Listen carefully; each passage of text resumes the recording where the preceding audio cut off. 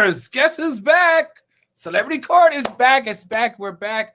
I apologize, everyone. It was a crazy week last week, and we just could not get this court open. But have no fear. We're back, and let's see who's joined us. Brenda O, welcome back. Essie Stone, welcome back. Venetia Phillips, welcome back. SL, hello. JP Mills, hello, everybody. Don't forget to hit the like button. Mary, welcome, welcome. Leo, welcome. Tessa, is it Tasia? Like Fantasia. Hey, y'all. Tasia, thank you, Tasia, for that. Phonetics. Tina Twine, welcome back. Christine R., always glad to have you in the house. Jason will be here tonight. SL, welcome back. Sandra McGee. Hello, everyone. Charlene Lambert, welcome back. Who else? Mary, welcome back. Danielle Cameron. All right, Danielle, you called us. Christine R., you're late, Albert. Oh, I am late. Talk to the lawyers. Letha Robertson, welcome back. Janine Gardner, welcome back. KS, welcome back. And we can get it started. Everyone, thank you so much for having patience with us.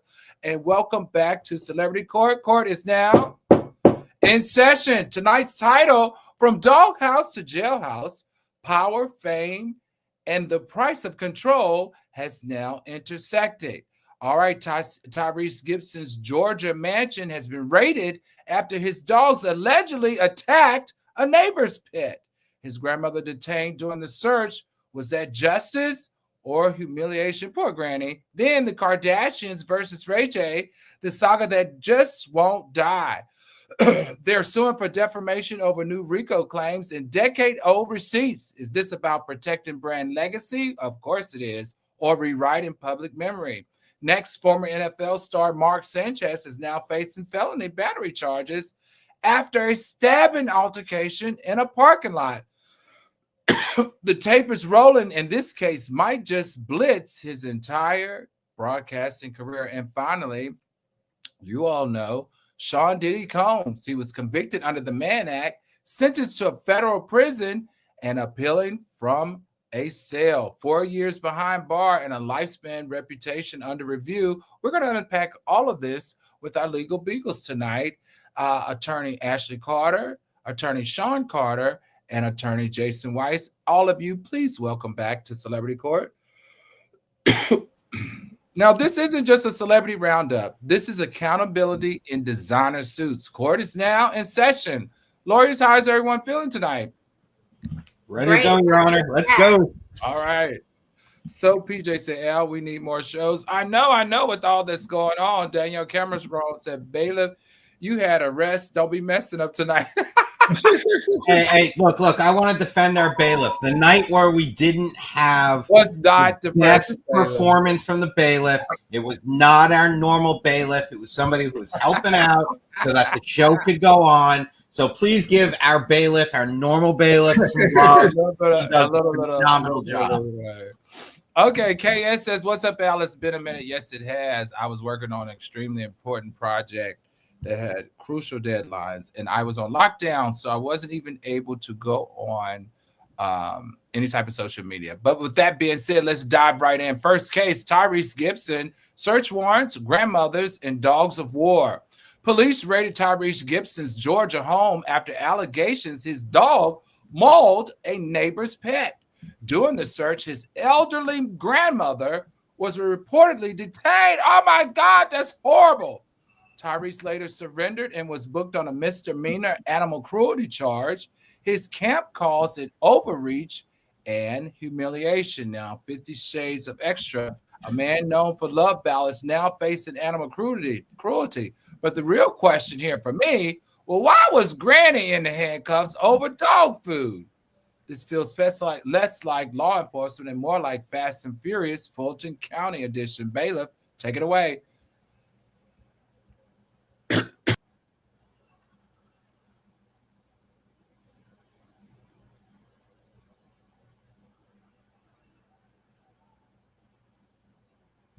So we might not have video streaming right now, so we can go ahead and look. After I gave the bailiff, defended the bailiff, you got it, and I'm gonna go ahead and get this going. So look, Grandma wasn't in handcuffs and taken away and all of this. The news put a little bit of a spin on this.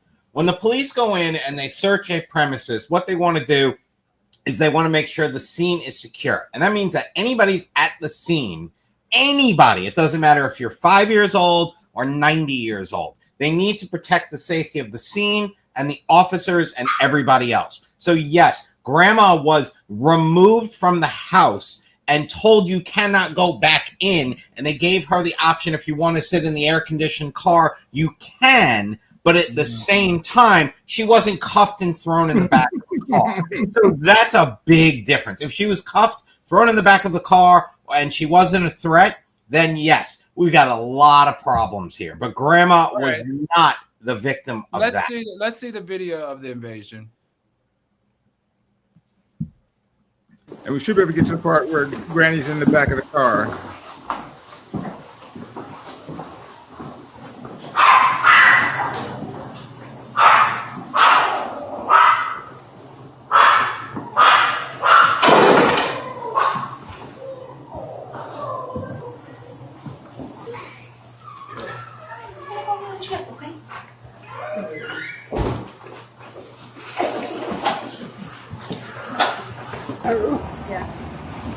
So here's Granny. Okay, we'll just let the owner know if he wants to, talk about getting his stuff back. Okay. I'll give you my card too if you can reach out to me. Okay. I'm gonna go put her away and get you my card. Okay.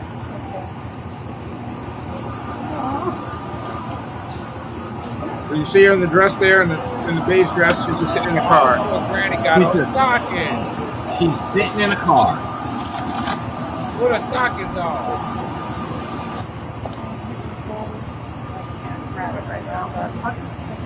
But she was trying to show Attorney Carter her slip, so that's what I'm talking about. That's how you dress, lady. That's grown folks there. Now let's see pictures of the dog, please, Bailiff. These are the pictures of the dogs. Now, I'm like Venetia Phillips. She said this was about a dog, though. Why they even come up in someone's house like that? So let's go to you, Attorney Weiss, because I have that question too. Was the warrant and entry legally justified, or did police overstep probable cause limits here? So, I mean, look, they went into having to do with the injuries of another animal, right? Supposedly these dogs were vicious dogs. They attacked another dog, and they were going into the safe. Let's be clear. Killed the other dog. There you go. It's like Attorney Carter said, killed the other dog. So there was probable cause to go in and secure these animals, secure the situation to make sure that no one else gets hurt. I mean, these aren't little dogs that nip at each other. I mean, these are vicious dogs. So yes, there was some probable cause to do that. And all they did was secure the scene. If they decided they wanted to go upstairs and open up his drawers and do all that, absolutely overreaching. But they went in, they got the dogs, they secured the scene, and that's where we leave it. Okay, let's go to the grandmother again, because I really need for somebody to help me understand that a little bit more. Could because Tyrese is good at belly aching. Could detaining his grandmother violate the Fourth Amendment protection against unreasonable seizures? No. Sharon Carter. No, this is not, if they had handcuffed her, put her face down on the ground, that's one thing. They have her sitting in a nice air-conditioned car. I assume that she wanted to sit there. She could stand outside that big old mansion, but they were like, hey, you're an older lady. Go ahead and sit in this car. We'll keep it on for you, an air conditioner.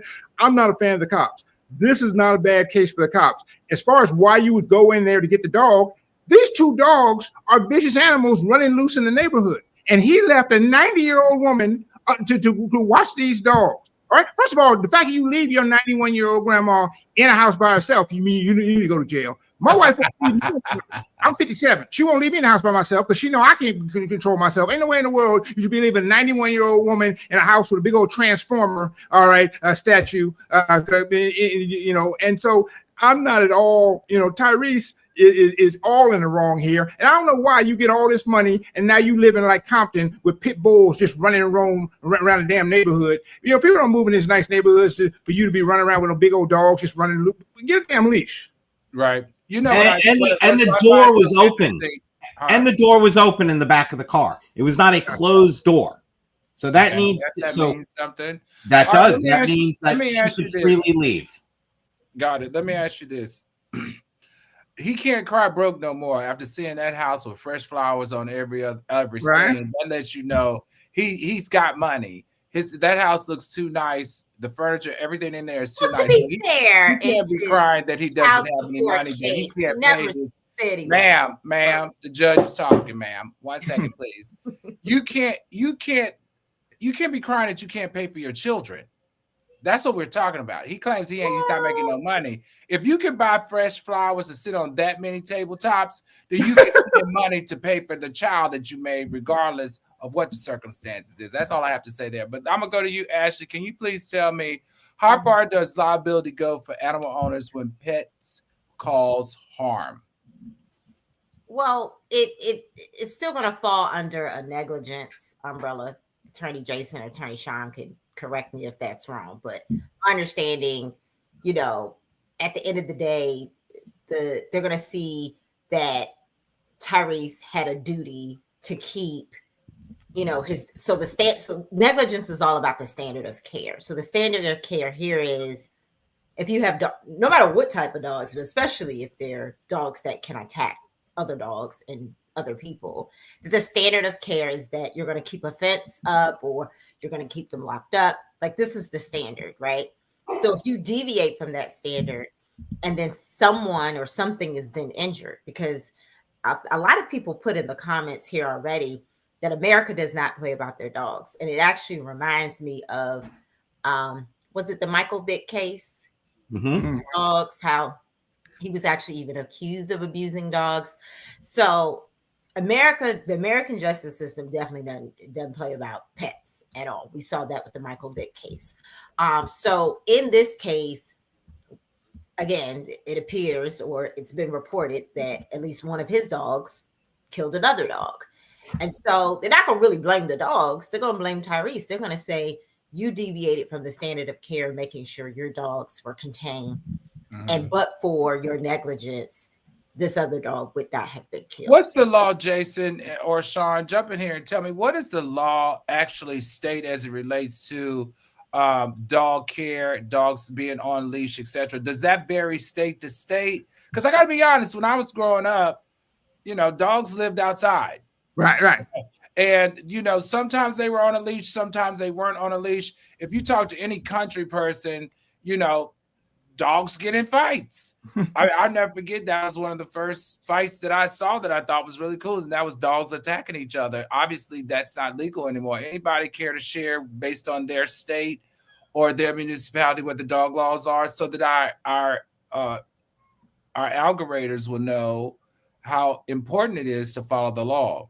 It's different in every jurisdiction, right? So even here in Florida, right, there are some counties that ban pit bulls. There are some counties that say you can't have a pit bull unless you have extra insurance. But there is a leash law. The dog needs to be on the leash. But I think it was bullheaded. The comments were going too fast. Said something about that. Bullheaded 2010. That dogs are seen in the law as chattel, and that is what? Chattel, which is property. So not cattle, chattel, CH. Right.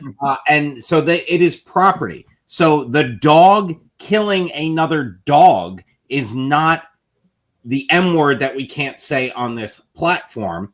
It is just harm to someone's property. Now, look, I got two dogs. So is that a misdemeanor? What is that? Yeah, it is. Yeah. It's only going to be a misdemeanor. And so we should be clear, Tyrese was actually arrested. He had to he'd fly back home, turn himself in. He was booked. They released him. Obviously, it's not a big crime. It's a misdemeanor, maximum a year in jail, $1,000 fine. He won't do that. He'll just get, a fine. There is, now with regard to the civil side and the issue of chattel, dogs, they're not going to be able to sue him for $28 million for the loss of a dog. Nope. In Georgia, basically, your dog is worth what you paid for it, and maybe a little extra if Tyrese had sicked the dogs on him. Right? It'd be one thing if you did it on purpose. This is good to know. If you just sloppy, like Tyrese has been. By the way, the story is that they've been out there. The police knew how to get to his house because they've been called out there a few times because his dogs have been roaming and terrorizing the neighborhood. And so he'd been irresponsible about this for a while.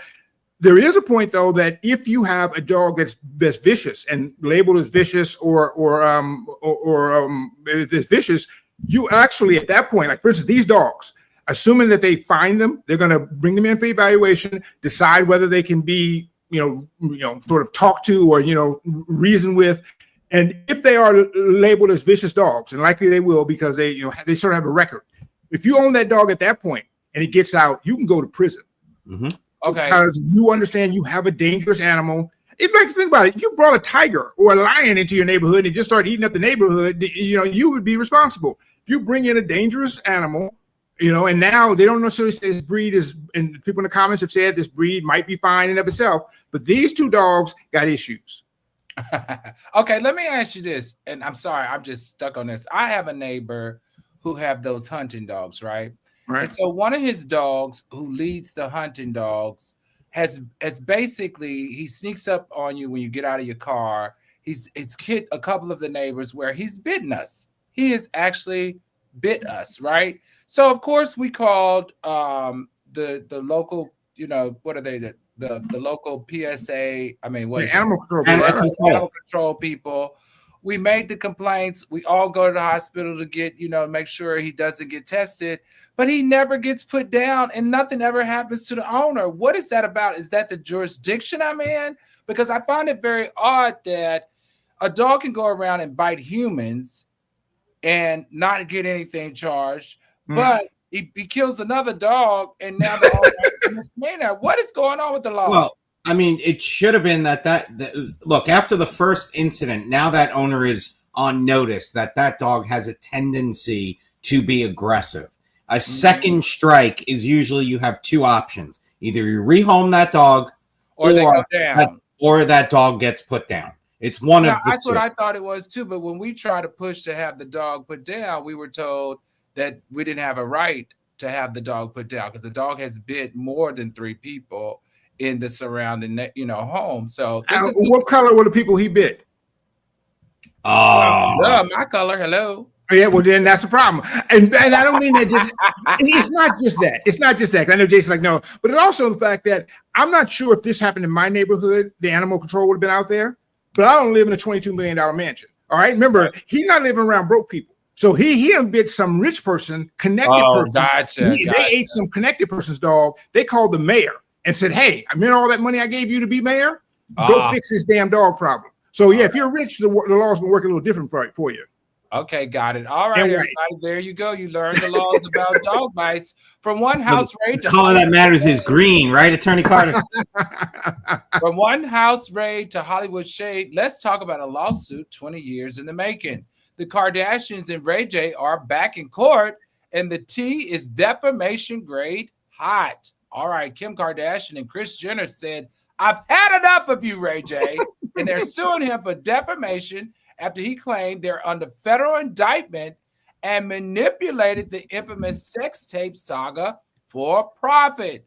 The lawsuit argues he spread malicious lies that is harming their brand. Now, this is interesting. You know what's wilder than the original tape? The fact that we're still talking about that to me. The Kardashians have built an empire off of one scandal, and now they're trying to sue the very man who helped start the fire, who put the ding-ding in the ting-ting. This fame eating its own history. All right, I'm going to start with you, Attorney Sean Carter. Do Ray J's comments, all right, and I want us to understand, we're going to view Rico, KK, and Chris. Ooh, the federal Rico I'm about to drop on Chris and Kim is about to be crazy. I'm talking about, I'm on the news every day like, yeah. Meaning like I'm going to say a lot of shit, but. Got a little bounce, you walking, what should it be? If anybody know Kim and cool with Kim, they need to tell her now, the rain is coming, the feds is coming. Hey, wait. The feds is coming. It's nothing I can do about it. It's worse than Diddy. It's Chris. It's worse than Diddy. Y'all hear this nigga, boy? It's worse than Diddy. The feds are coming to investigate. Yeah, because it's like, I can't be the dirty guy no more. Ray J needs help. I'm sorry. Yes, I don't care. All right, Ray J needs help. And you can clearly tell that a lot of this is attention seeking. But let's go to the legal aspect of how reckless Kardashians was being charged for racketeering. I might believe it. But Diddy, sex trafficking, and all these other extra things, like, it's, to me, knowing him, knowing the situation, being around with most of the people that's testifying, you know, I just feel like there's somebody at the top who's making a statement, who's making a point.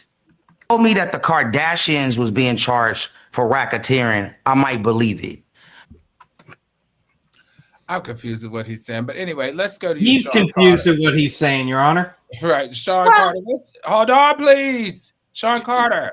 Do Ray J's comment meet the legal standard for defamation, or are they protected as opinions? Because he just seems to be quite reckless with his mouth these days. And it seems like the intent of his recklessness could somehow qualify for defamation. Yeah, but not. Here's the thing: it's not the strongest defamation case. Now, if you say that someone has committed a crime, and then they haven't, that would be defamation, and you know you're wrong about this. The thing about this, though, is he doesn't really say that. He says, you know, they should be. I'm gonna drop Rico. What he means by that is it must be a civil Rico. I'm gonna sue him for civil Rico, which you can do. Right? You can threaten to sue someone for something, and that's not being defamation. Defamation is actually he had to have said they've been under indictment, the feds are coming to get him tomorrow, and that type of thing. And he's kind of, you know, puffing that up, but he's not saying it enough that it's not really a good defamation case. I looked up the lawyers who filed this case. And by the way, the lawyer she has is a bad boy, all right? Represents everybody. This guy named Spiro, represents everybody in Hollywood. Ashley probably knows who he is, big time. And I'm like, wait a minute, you know the law better than me. And this isn't about defamation. They don't want Ray J's little $48. All right. What they're doing is silencing him, right? Exactly. They want to silence him, and they want to put the narrative out there. We're not involved in RICO because we got billion-dollar businesses here. We can't have you being messing up with your BS podcast, making us look like we're, you know, I'm trying to sell people makeup and all kind of stuff like that. I want to think that stuff's going to get there. I don't want people to think that Ray J's telling the truth here. So we're going to sue him, right, to make sure that our brand stays tight. And also maybe some of these podcast people will not let him on this disputed nonsense because, you know, there is broadcaster liability for allowing people to come on and tell lies. That's what I was thinking too. And so they're like, we're going to keep him off TV. We're going to basically set this lawsuit so that, you know, we're going to freeze Ray J out. And he have more time to sit there and watch that. Right. But what's been interesting is he's been booked on every national platform spewing this ridiculousness. Let's go to you really quickly, Jason. Could discovery, if there is a civil lawsuit, could discovery force exposure of private contracts or production deals related to the tape? Look, I mean, chances are yes. Because, you know, the only things that, you know, are protected throughout the discovery is, you know, conversations you've had with your attorney in anticipation of litigation or, you know, things like that. So if it's just a contract, and even if the contract says this is a confidential agreement, no, if it's part of discovery, they're going to get a copy of it. Even if. But would it even matter at this point? No, it wouldn't. It wouldn't. That's the thing. Nobody cares at this point. Right. Nobody cares. I mean, that's the problem. Ashley, let's close it out with you with this question. Can Kim and Chris, if you were their lawyers, what would you use to actually prove actual malice given their public figure status? Well, I guess you start in the place, whether it's criminal or civil RICO, that it is absurd. It's already an absurd position from the beginning to say it's RICO because they have a legitimate business. So you remember RICO, whether it's civil or criminal. So on the civil side, you're suing because you were harmed, that RICO activities happened and you were harmed. Mm-hmm. On the criminal side, it's when the prosecutors come after you, i.e. Diddy, i.e. Young Thug, i.e. just keep going down the list. So there's criminal and civil. So regardless of whether it's criminal or civil, you have to prove that there's a criminal enterprise. I think they're going to start in the position that there was definitely malice here because at least on the surface, no one would say that their business of makeup and reality TV shows and Skims underwear and just everything they have, the Cali lip kits, perfume, lotions, podcasts. I mean, all the things that they have, clearly their enterprise is not criminal. And so to say that it is, or to allude that it is, you are intentionally doing it with malice. Now, I want to piggyback off what Sean said, which was, I do think because civilly he has the right to say that he wants to go after them. That's not that's not defamation. But also, someone, I think in the comments, for her upset, he says they're coming. That's predictive. That's not like, he's not saying that they're actually, like, the federal prosecutors are at the door and has already, like, they're coming. So that's something in the future. That's not something that has already happened. It's not like a statement of fact. So I actually think Ray J is actually smarter than what people think he is. He can be, say some wild things, but he's not stupid. I think he's purposely using the words that he's using so that he can probably get out of defamation. Also, well, I think Ray J is only smart in that he's been in this business for 35 years. He knows how to shake the cage and steal headlines. I think that's the part that he's smart at. But the tactics and how he does it, it's just becoming a nuisance to me. Yes. All right, they turned Can someone tell me? I'm old, so maybe tell me, what business is Ray J in? Is he a musician? He's a streamer. He's a streamer, but he's actually not broke. He sold his tech company, these little scooters, to this bigger technology, and he got paid like millions for. Really? Yeah. So he's actually not broke. All right. Well, if you're out there, Kardashian, I'm going to say he paid Suki Hana $75,000 a month to pay her bills. At least that's what they say. All right. They turned a scandal into $1 billion brand. They're suing over the same script. This is interesting. This is not irony. It sounds like to me this is content for the season 22 of Keeping Up with the Kardashians with lawsuits. All right, from reality TV to real life assault, this story is sad. Mark Sanchez's playbook now includes a felony. Let's huddle up and break this one down. Former NFL quarterback Mark Sanchez faces felony battery charges after a parking lot fight in Indianapolis left a poor 69-year-old man with stab wounds. Prosecutors upgraded the charges, citing serious bodily injury. The victim claims self-defense after Sanchez allegedly initiated the attack. From throwing pauses to throwing punches, Sanchez went from the pocket to the penitentiary. But here's the deepest issue: the retired athlete enraged and his mental health capacity. Is this another case of fame burnout meets fragile ego? Or is this once again thinking that he's above the law? Bailiff, take it away.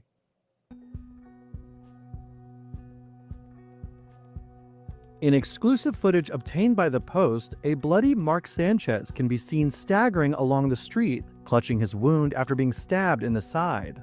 The former Jets quarterback can be seen putting his hand on what appears to be a bloody wound just below his chest as he walks down a street in Indianapolis.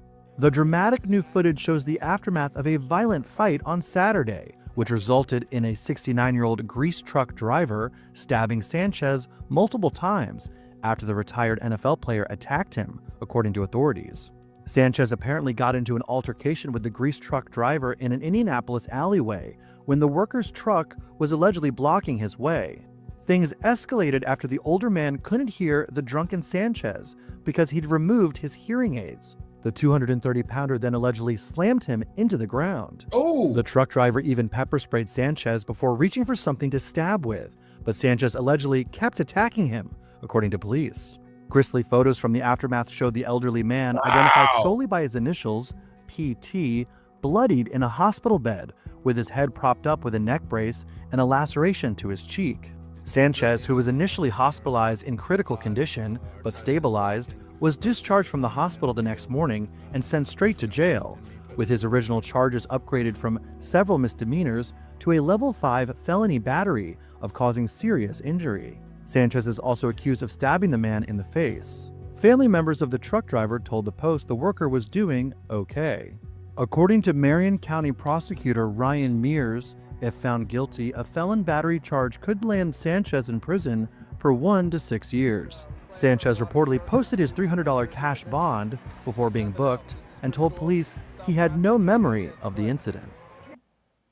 All right, let's go to you, Sean Carter, because this is an interesting case, right? They elevated it from a misdemeanor to a felony. Can you walk us through why and how that was done? Yeah, and I mean that's usually the level of damage due to the other person. And so we have this guy. The victim is now not only says he beat him and hit him in the head, but got this huge gash down his face. And I'm glad we couldn't see it. It's disgusting looking. And it's basically saying he's been disfigured by Mark Sanchez. So the police upgraded for another reason. When it first came out, remember the news first came out on Friday night, and everyone was saying, "Oh my God, he'd been robbed." Right, those hooligans, and the mayor, the governor had come out with a statement saying our people are horrible in this town, particularly the brown ones, and y'all need to stop acting a fool. You had Mark Sanchez here just mind his own business. You embarrassed all of us. And so they put up all those public statements. Literally, the governor put up a statement saying that it's a problem with the liberals. The liberals are letting everybody run free. They were about to call in Trump and the National Guard. And so when they found out the truth that Mark Sanchez actually started the fight, then they were all embarrassed. And so guess what? You embarrassed us. Now we got to do something more to you. So we're going to elevate this from a misdemeanor to a felony. We're going to charge you with, I love this one. What was it? Trying to get into someone's car, right? That's not a crime, right? I've never heard anybody, and there's nobody in Rikers Island right now like, what you in for? I jumped in the passenger seat, right? That's not usually a crime, right? To jump in somebody's car. And they're charging them with everything. And they're likely going to get it. They have surveillance video. The question I think I need some algorithm to answer for me is, why the hell did Mark Sanchez even mess with this guy? This guy is picking up used I don't cooking understand that. And he went to the guy, and the news report I didn't like that. This wasn't clear. But my understanding is he went up to the guy and said, "Hey, the hotel, I work for the hotel. The hotel said you can't park here." And he's like, I don't even know what's going on. What do you mean? He said, "Yeah, I do this every day." He said, No, you can't park here. You need to move the car. He said, "Let me call my boss." He picks up his phone. Mark Sanchez slaps his phone out of his hand. He tried to pick it up again. He slaps his phone out of his hand. So Mark Sanchez is being the alley police at a hotel guarding the loading dock. We've all been to hotels lots, right? Have you even seen the loading dock at a hotel? No. They put that in the lobby. I don't even know how you get the cooking grease out of the hotel. I never thought that that's the case. And Mark Sanchez, with his rich ass, is sitting out there at midnight trying to police the cooking grease. Somebody need to throw some hot grease on him just for being an idiot. Attorney Weiss, help me understand. So is it safe to assume that this elderly driver's claim of self-defense justified him stabbing Sanchez? Because I think that is probably a defense Sanchez is going to have against the elevation to a felony, right? Yes, but the truck driver, whose name has been released, it's out there, but it's already out there. But this truck driver was defending himself. Sanchez is not a small guy, and he's a fit guy. He's 230, 6'4", works out, does his thing. So this truck driver needed to do what he thought was necessary to protect himself. He did not pull out a gun. He didn't pull out a baseball bat. He had a knife on him, and he went ahead and he stabbed Sanchez to protect himself. Sanchez should have not even been involved in this thing. What I find very interesting is how quickly this civil suit was filed, right? It was filed, I think, on Monday or Tuesday. And the other thing is that the co-defendant in the case, Fox News, Fox Corporation. That's where he works. Fox Corporation, because he works for Fox, and he was on assignment in Indianapolis for the Colts game, and he was supposedly there in an employment status. So I'm going to work capacity. Oh, that's you interesting. got it. Some lawyer was smart about that, right? OG Patrice says, didn't he mace Sanchez first? Yes, he did. He did mace him first, allegedly. But he did that in protection of himself. Sanchez is a big guy. He also looked very intoxicated. So it would have been very difficult to fend him off without pepper spray and the knife. I can't imagine a 69-year-old man trying to defend himself. Obviously, a bailiff, can you show that picture of him in the hospital again? Obviously, it was ugly. Right. Can we see that picture again, bailiff? Is the bailiff there? The next morning. The picture of him in jail, in the hospital bed. I think they were at Tyrese's house first, fighting off the dogs, and then they went to Indianapolis to drink it off. So, well, you know what's interesting? They're going to. I have a feeling. I hear you on the strategy of adding Fox because you want to go where the pockets are, right? You always want to make a labor employed thing as much as you can, right? But what they're going to do is they're going to say after, 2:00 in the morning, that's outside the scope of his employment. That no one is, they weren't hiring him to do anything in his Fox capacity, employee capacity at 2 a.m. at the hotel dock. So it's a great legal strategy, but I have a look good at his throat. To get themselves dismissed from this civil lawsuit. They're going to say they're not. That could be Sanchez's blood for all we know, and they put him in a neck brace because they do that. And look, the man is probably seriously hurt, but can't go 100% off that picture. That picture is for the jury and for the press. Well, it's going to work because I'm going to tell you, in the eye of public opinion, it was excessive, it was unnecessary. You got it. Put underneath the jail, and that's self-defense, and that's not even, you don't no questions asked about that. All right, when your temper tackles faster than your defense, that's not football. That's felony formation as far as I'm concerned. And finally, everyone, from mogul now to inmate, the verdict's in on Diddy, and hip-hop's biggest boss just got benched by the federal system. Sean Diddy Combs has been sentenced to 4 years and 2 months in federal prison after conviction under the Mann Act for transporting individuals across state lines for prostitution. The judge cited his patterns of exploitation, rejecting pleas for leniency. His team is appealing and arguing the sentence relied on dismissed charges. Now, the man who once called "can't stop, won't stop" just hit a federal wall. 4 years may sound light, but the court of public opinion already handed him life. Diddy's empire was built on power, and now that same power's his fall. All right, let's go to you, Attorney Sean Carter. Can judges legally use acquitted conduct to justify harsher sentencing? Because that's what a lot of people want to know. Oh, and yes, there's actually a 1997 Supreme Court case, U.S. versus Watts, where they said federal judges may use that conduct in sentencing if they think that it's been proven by preponderance of the evidence. Because remember, criminal trial is beyond a reasonable doubt, right? And so he said that the judge can say, "Hey, yeah, I know that beyond a reasonable doubt, the jury said they couldn't make that determination, but I'm 68% pretty sure you did that stuff. All right, and I can give you more time." Now, the more time they gave him, by the way, the sentencing guidelines for someone in Diddy's situation was 21 to 27 months. So averaged out like 25. And he basically gave him 50. So he gave him double the amount of time that he otherwise would have gotten in that range. But it's still within well under 10 years, right? Well under 20 years, he could have given him consecutive. So it's not like the judge went all, beyond the sentencing guidelines and went completely nuts. And the guidelines are called guidelines for a reason. It doesn't mean the judge has to stick to them exactly. He can go below, he can go a little bit above. And so it's going to be hard for Diddy to argue, he's going to argue, trust me, you're going to take it to appeal. There's a couple Supreme Court justices who will agree with him and say, you shouldn't get more time, but it's not likely he's going to win it. He's going to have to, it's probably going to take more than 2 years to get there. So let me ask you this then. We'll go to our resident entertainment attorney. Is Diddy's appeal credible or just a PR damage control? But hold that thought, because the reason why I asked that is there's a whole lot of media circling on IG, which is saying because he's a first-time offender or federal, he only has to serve 85%. So that drops it down. Because he's going to enter into a drug rehab, that drops him down by 6 months. He gets eligibility to cut his sentence by 6 months.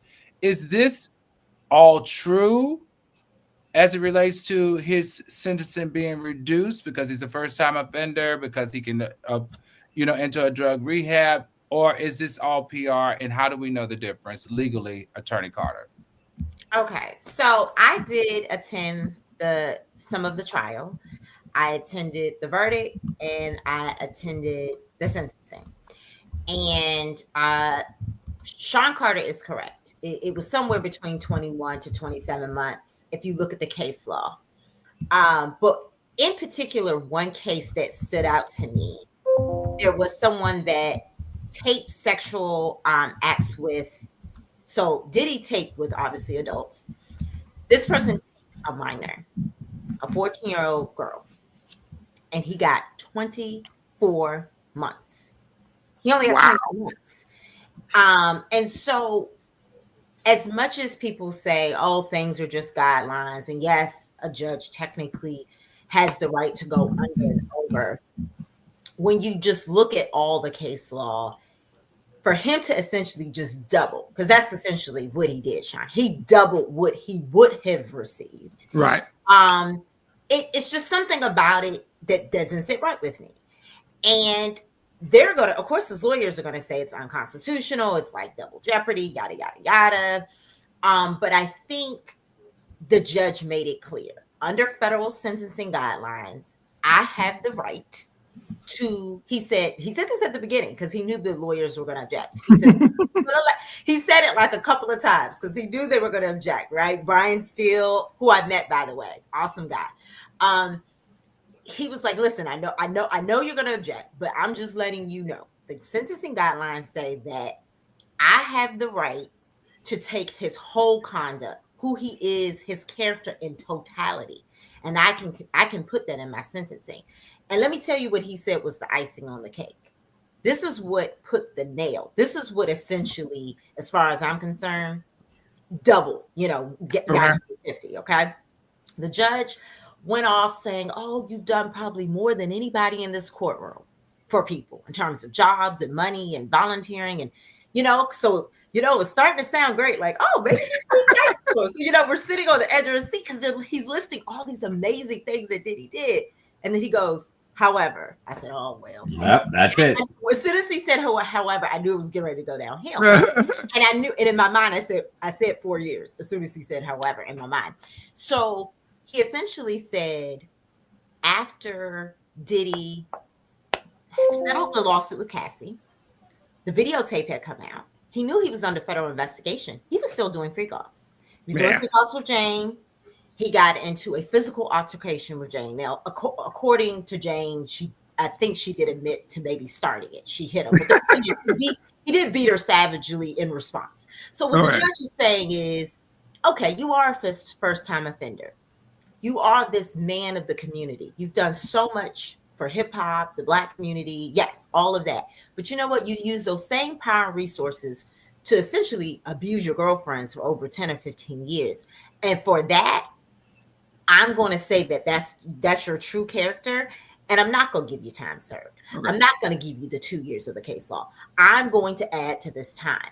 And however he decided, he basically doubled the time he would have received. Now, in terms of that time being reduced, we already know he gets a year time served, right? So we're already down to 3. And then, yes, it is true if his programs in whatever facility he goes to, there's a drug one, there's mental health, there are all these programs. If they are approved, then yes, they can further reduce that 3-year sentence. So we're looking at him getting out by the summer of next year. Hold on, Jason. Let me get through to you. I'm getting ready to go to you in a second. For her upset, only 4 years is not enough. I agree. I don't think 4 years is enough for what we learned and what has unveiled in all the other cases. So, Jason, let's come back to you. Yeah. What does this say about the justice system's sudden appetite for punishing celebrities? So first of all, under the Mann Act, and I was pretty sure he was convicted under 2 counts under the Mann Act. Under the federal guidelines, he could have gotten 10 years per. So he could have gotten 20 years. Okay, so that's number one. Number 2 is the federal parole board. They went ahead and they checked and they gave a recommendation to the judge of what it should be. And theirs was about 7 years, is what they recommended. So the judge went down to 4 years, 1 year time served, He will get 85% for being a first-time offender. But the Mann Act does not allow you to get other things as a quick, oh, you're in a drug rehab or you're in counseling. We're going to not know.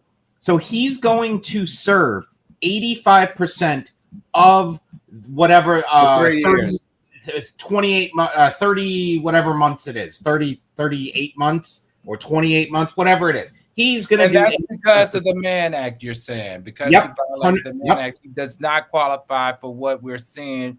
Correct. Rotating around. This is very good information. Well, and we do have, on the other hand, that we probably get 6 months at the end, sort of at the early transition where you go on the home arrest before you're fully released. Also, he asked to go to a place called RCI Dix, DIX, and this is important. This is the Ritz-Carlton of federal country clubs. Yep. All right. If he gets into this place, I'm gonna be mad that I'm not going there. If you let me go here, I am more than happy to get away from my kids and to be able to be in this nice place. They don't have a fence, right? You can work outside the prison. You just got to basically check in at night. It is a wonderful place. They got a music studio. All right, he'd be on there with all Nelly and everybody producing new stuff. It's ridiculous. And so he's asked to go there. Now, the judge doesn't have discretion there. The Bureau of Prisons will determine it. But the most he's going to get, that's a low security or minimal security. Yep. The most he's going to get, though, is low security. So he's not going to, wherever he goes, he's not going to be in Shawshank, right? Because fortunately, there were no children involved. And because they didn't get him on the coercion thing, he basically has, he's going to be in a place that's not so bad.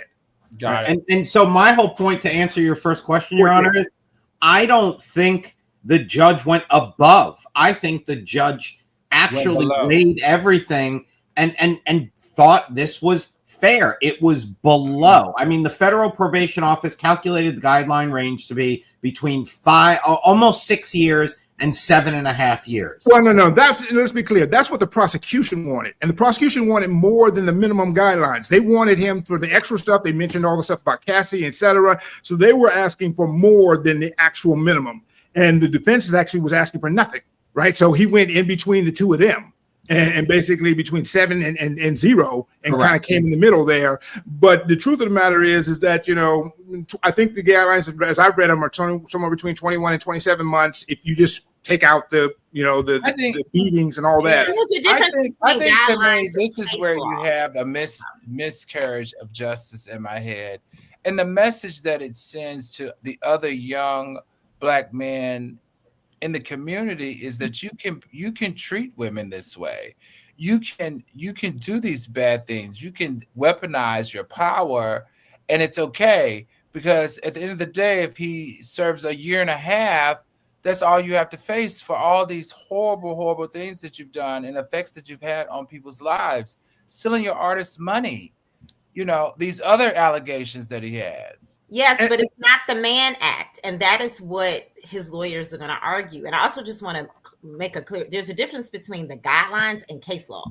So case law, on average, they literally looked at all 900 cases on the Mann Act and they averaged it out. And his lawyer said, we've averaged out, and even cases with coercion, defendants only got 27 months. So there's a difference between the case law averages, what the probation people recommended, what the prosecution wanted, and what the defense. These are all different numbers. So what I'm saying is, at the end of the day, his lawyers are going to come back and say, like, the case law just doesn't support it. And then B, they're also going to say that you're still including too much acquitted conduct in your decision. They're going to stand on that. Even if they lose, they're going to stand on that. All right, everybody, this is the jury. All right, you're the jury of the people. It's that time. It's verdict time. First up, Tyrese Gibson, guilty or not guilty for being the victim of police overreach. What say you, Attorney Ashley Carter? If the police were overreaching? No, is Tyrese Gibson guilty or not guilty of being the victim of police overreach? Guilty or not guilty? I don't think I think the police were right. Okay, Attorney Sean Carter. Tyrese is guilty of leaving those killer dogs alone with a 91-year-old woman. He lucky that they need her. She was looking good, by the way, in those stockings too. But anyway, that's not beside the point. The point is, Attorney Weiss. He's guilty of elder abuse, keeping that 90-year-old woman in a house with dogs like that. So the police did not overreach. All right, I'm Al Reynolds, and I'm the judge here in Celebrity Court. And we're going to find him not guilty of being the victim of police overreach, because I agree they did not overreach. Next up, Kardashians versus Ray J. Guilty or not guilty? Are the Kardashians guilty or not guilty of rewriting the past? Attorney Weiss, what say you? I'm going to go with a line I've used before. I'm guilty of not caring. Attorney Carter, Sean Carter. No, they're guilty of weaponizing the court system as a PR angle, right? And Kim is guilty of that sorry ass sex tape. All right. Now I didn't see it, but hypothetically, if I had, I would have been bored as hell. Come on, girl, you can do better than that. She come on, girl, you can really do better. And that's why Kanye left, because you bullshit in the bedroom. Ooh, attorney, you definitely watched it with all those comments. Hypothetically.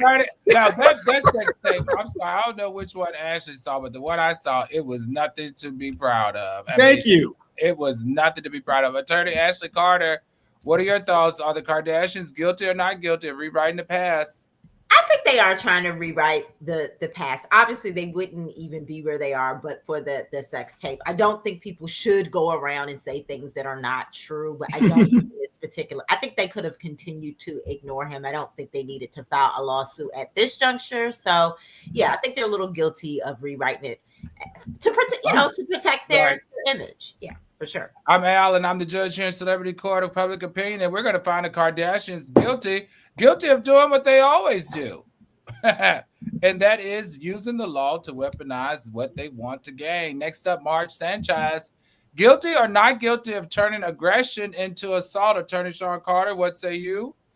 He is guilty of being a Karen, and since I heard you were a big Trumpster, oops, sorry for you, because you out of a career. Bye-bye. Attorney Trump will hire you, but you can't work for nobody else. Attorney Weiss, guilty or not guilty? He's guilty of sticking his nose into something that he shouldn't have gotten into. And, if he would have just kept to himself, he'd probably have no issues and a wonderful career and a wonderful life. And now this is more than a speed bump. Attorney Ashley Carter, is he guilty or not guilty of turning aggression into assault?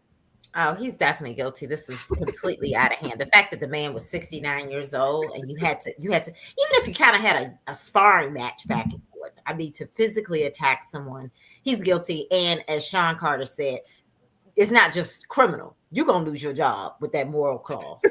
All right, I'm Alan. I'm the judge here in Celebrity Court of Public Opinion. And we're going to find Mark Sanchez guilty as charged for turning aggression into assault. And he should lose his job. He actually should lose his job. Anybody that beats up an elderly individual, almost 70 years old, and cut on his face, and then you wouldn't stop after being maced, and he had to find a knife. I'm just surprised and glad that he was able to find a knife, because honestly, I don't know that he would have made it out any safer. You should be clear and warn the algoriters. This is important. Old folks always got a knife on them. All right. And that's what young kids don't understand. All right. My grandfather would be 150 years old. He got a knife on him. All right. He don't cut you. All right. Think about it. When they say they're going to cut you, they mean it. All right. Do not mess with old people. They always got a blade on them. I got mine. That's a box cutter, boy. All right. It's still a knife. Is Diddy guilty or not guilty of abusing his power until the music stopped? Attorney Ashley Carter, what say you? He's definitely of abuse of power. I straight from the quote from the judge. You use your power and resources to abuse. Attorney Weiss, guilty or not guilty of abuse of power? Guilty, and he should have gotten 6-7 years. I agree. Attorney Sean Carter, guilty or not guilty of abuse of power? I don't know. He's guilty of somehow turning this into a win, because if he get to go to Fort Dix, I'm gonna be jealous. All right, they have freak offs in Fort Dix every week, and they probably and probably better than the ones he's been having. All right. Diddy, call me. If you call me when you have me. Oh, mess. All right, I'm Alan. I'm the judge in Celebrity Court of Public Opinion. We're going to find Diddy guilty of abusing power. All right. Tonight, we watch 4 different versions of control: police control, media control, emotional control, and empire control, all slip through famous hands. But maybe that's the truth about power in America. It's rented, not owned. Whether it's a Grammy, a reality show, or a quarterback contract, the lease is always going to come up. This is Celebrity Court of Public Opinion. I'm Judge Al Reynolds. Court is now adjourned, or at least until the next scandal hits. Thank you, everybody, for joining us back this week, and we'll see you again tomorrow night. Same bad channel, same bad station. Everybody have a good night, and thank you.